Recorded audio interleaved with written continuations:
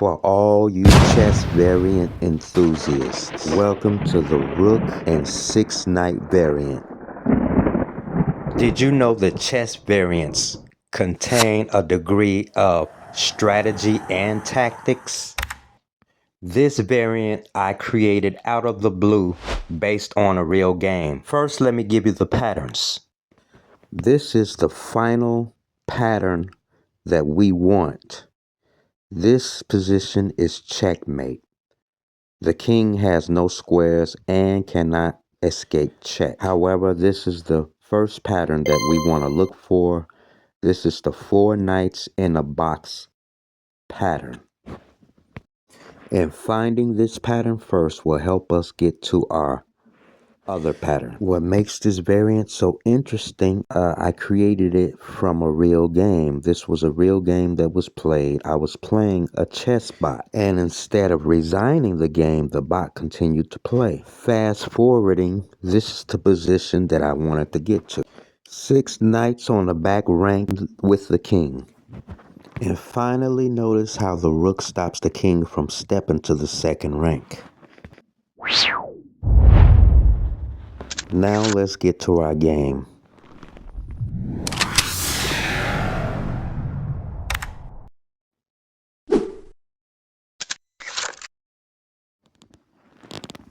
So in the game, King G3 was played, King to G3. And now what we don't want to do is either get a stalemate or checkmate the king right away. So he's playing for a draw. So pawn to E4, King G1, and Queen to D5. Bishop F5, Bishop C4, and after Bishop D7, just take the bishop. This is going to make the task a little easier for us. So pawn to G5, Queen H3. Don't take the pawn. Continuing to play for a draw.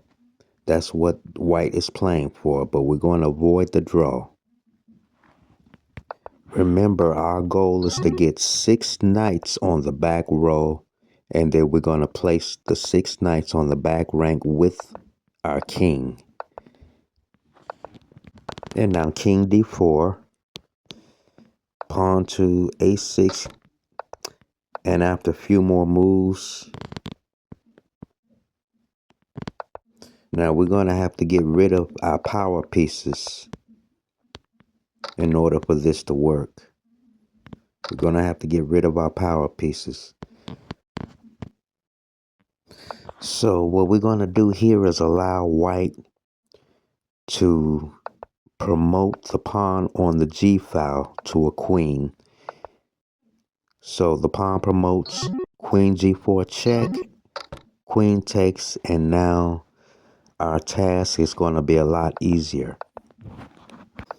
Now our next goal is to promote all 6 of our pawns to a knight if we can.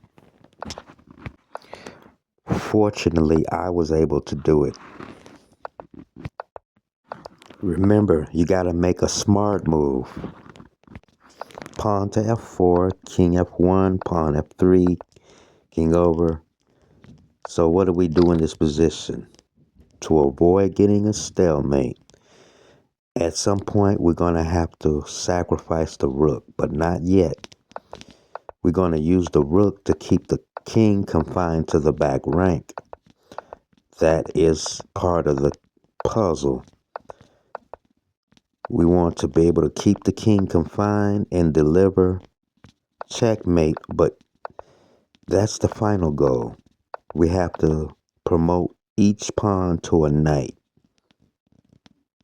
The job of the rook is to keep the king confined to the back rank while we promote all of our pawns to a knight. So I'm going to continue to speed up the process so that we can quickly get to our starting position.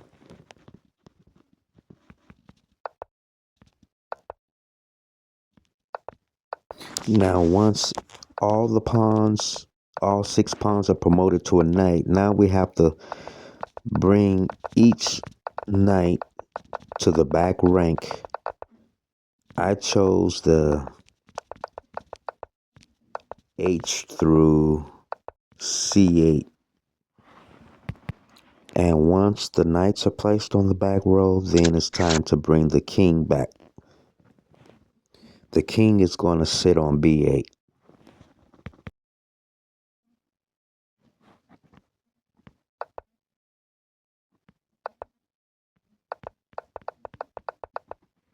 We've reached the starting position, and now the objective is to sacrifice the rook and checkmate the king with our knights.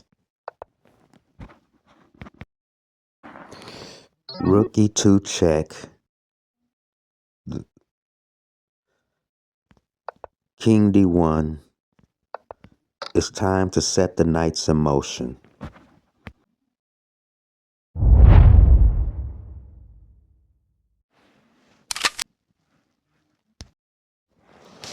The first move in this variant is to sack the rook.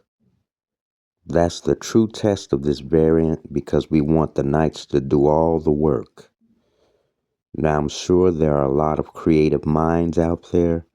You may actually come up with something brilliant on your own or another great idea based off this variant alone. And if you do, please leave me a response in the comments and follow up with a response video because I value and appreciate feedback. So the first move that we make in this position is rook to E2 check. Now after this, white refused to accept the sacrifice and king D1 was played, so likewise leave the rook there, and the move is knight to B6 because it's time to set the knights in motion. So knight B6, and finally king captures the rook on E2, which is what we wanted. From here we have knight on H to F7 or E to F7. I chose knight on H to F7. So knight on H to F7, and remember, we're trying to get the 4 knights in a box position. So we have to try to figure out how to get that first pattern.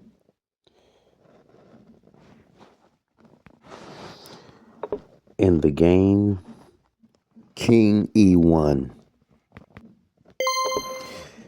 King E1, knight E5. And if I'm not mistaken, this is the square centralized that we're trying to get to.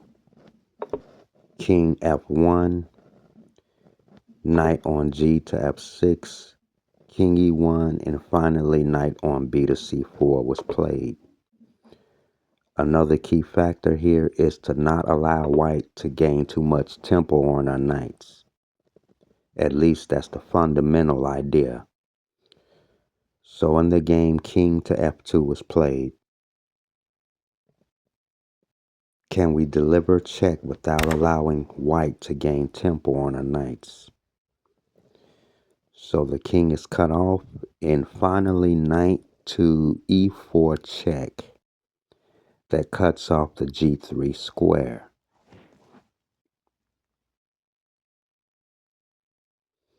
The key idea is to continue looking for check. Knight E4 check, King E1, knight on D to E6.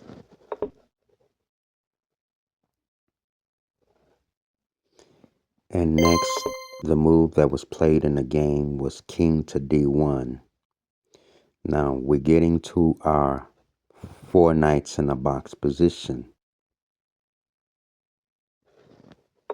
Now the next move is knight D4. Now here, all 4 squares are cut off from the king. The king is unable to step to the second rank. Finally, king e1. The key idea is to continue, the key idea is to confine the king to the back rank and to continue looking for checks. Knight d3 check. Now the king is confined to only one square, f1. Remember the 4 knights in the box pattern I mentioned earlier? So king f1 and knight to e3 is check. Now we've reached the first pattern to deliver checkmate. And after king g1, it's a mate in 2 moves. So king g1 and knight to f3 is check. King h1, and now knight g3 is checkmate. All the squares are cut off from the king. This is the ultimate pattern, the final pattern. And notice how the other 2 knights sit on the back rank with the king. Thank you for watching. Please don't forget to like, comment, share, and subscribe. And visit my original channel, Chess Assassin 2813 on YouTube. Links in the description.